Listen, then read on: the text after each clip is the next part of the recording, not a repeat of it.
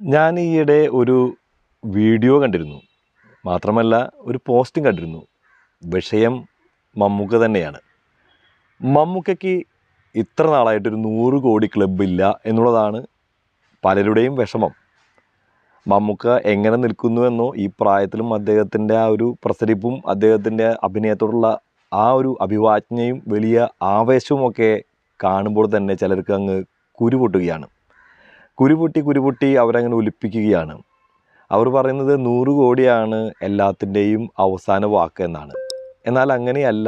സാധാരണ സിനിമാ മേഖലയിൽ ഒരു ബിസിനസ് എന്ന നിലയിൽ നോക്കുമ്പോൾ 100 കോടി നേടുക എന്നുള്ളത് ഒരു നേട്ടം തന്നെയാണ്. അത് തള്ളിക്കളയുന്നില്ല. മാർക്കോ എന്ന ചിത്രത്തിലൂടെ ഉണ്ണിമുകുന്ദൻ വരെ ഇപ്പോൾ 100 കോടിയുടെ രാജാവായി, പാൻ ഇന്ത്യൻ രാജാവായി മാറിക്കഴിഞ്ഞു. ഇതൊക്കെ സത്യം തന്നെയാണ്. എന്നാൽ അപ്പോൾ കമ്പാരിസൺ വരികയാണ്. മമ്മൂക്ക തിളങ്ങി നിൽക്കുകയാണെന്ന് നമുക്കെല്ലാവർക്കും അറിയാം. മമ്മൂക്ക കഴിഞ്ഞ കുറച്ച് വർഷങ്ങളായി, പ്രത്യേകിച്ച് കോവിഡ് സീസണിന് ശേഷം അദ്ദേഹത്തിന് ഒരേ ഒരു പരാജയം മാത്രമേ ഉള്ളൂ എന്ന കാര്യം നമുക്കറിയാം. ക്രിസ്റ്റഫർ എന്ന ചിത്രം മാത്രമാണ് അദ്ദേഹത്തിൻ്റെ പരാജയ ചിത്രം എന്ന് പറയാൻ പറ്റും. അതൊരു ഡിസാസ്റ്റർ ഒന്നും ആയിരുന്നില്ല.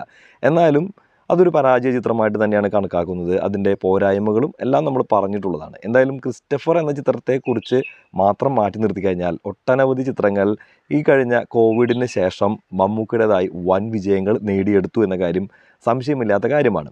മാത്രമല്ല 50 കോടി ക്ലബ്ബിൽ എന്ന് പറഞ്ഞ് പലരും പരിഹസിച്ചപ്പോൾ അദ്ദേഹം 50നും മുകളിലേക്ക് 80ഉം 75ഉം 80ഉം അങ്ങനെ അങ്ങ് പോവുകയാണ് അദ്ദേഹത്തിൻ്റെ കോടി ക്ലബ്ബുകളുടെ കണക്കുകൾ. കോടി ക്ലബ്ബ് അല്ല പ്രധാനം, നല്ല സിനിമകളാണെന്ന് അദ്ദേഹം പലപ്പോഴും പറഞ്ഞിട്ടുള്ളതാണ്.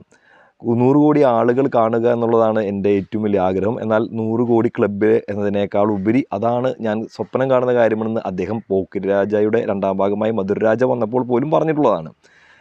ബിസിനസ്സിൻ്റെ ഭാഗമായിട്ട് പല ഗിമ്മിക്കുകളും നിർമ്മാതാക്കൾ പറയാറുണ്ട്. എങ്കിലും മമ്മൂക്ക ഇത്തരം കാര്യങ്ങൾക്കൊന്നും വളം വെച്ച് കൊടുക്കാറില്ല. അദ്ദേഹം നിർമ്മിച്ച സിനിമകൾ 100 കോടി നേടിയാലും നേടിയില്ലെങ്കിലും അദ്ദേഹത്തിന് വേണമെങ്കിൽ അങ്ങനെ ഒരു ഗിമ്മിക്കൊക്കെ ഇറക്കാം. നമുക്കറിയാം, മരക്കേറ അറബിക്കടലിൻ്റെ സിംഹം എന്ന ചിത്രം ഇറങ്ങുന്നതിന് മുമ്പേ 100 കോടി ക്ലബ്ബിലെത്തിയ ചിത്രമാണെന്നൊക്കെ നിങ്ങൾക്ക് അറിയാവുന്ന കാര്യമാണ്. അങ്ങനെയായിരുന്നു അന്ന് അതിൻ്റെ പോസ്റ്റർ പരസ്യമായിട്ട് തന്നെ ഒരു ന്യൂസ് പേപ്പറിൻ്റെ ഫ്രണ്ട് പേജിലെ ജാക്കറ്റായിട്ട് വന്ന ഒരു വലിയൊരു പരസ്യം എല്ലാവരും കാണുകയും അങ്ങനെ നുണ പറഞ്ഞിട്ടുള്ളതാണ്. അതിനേക്കാൾ അപ്പുറമൊന്നും വേറെ ആരും പറഞ്ഞിട്ടില്ല.